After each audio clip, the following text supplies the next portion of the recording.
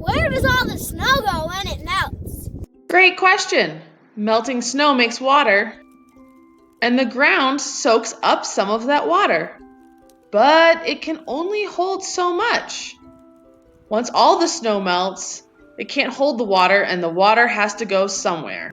Because we're surrounded by mountains and water runs downhill, a lot of our snowmelt will run into our rivers. At Walking Mountains, the melting snow runs into Buck Creek.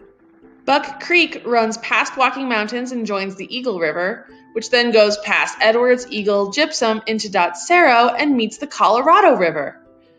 The area where all of the smaller streams run into one bigger river is called a watershed. Today's challenge is to follow a stream near your house as far as you feel comfortable.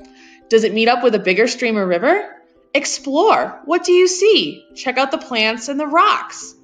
Be sure to share your observations on our Facebook page. We found this article from the other side of the river and might walk around it on it.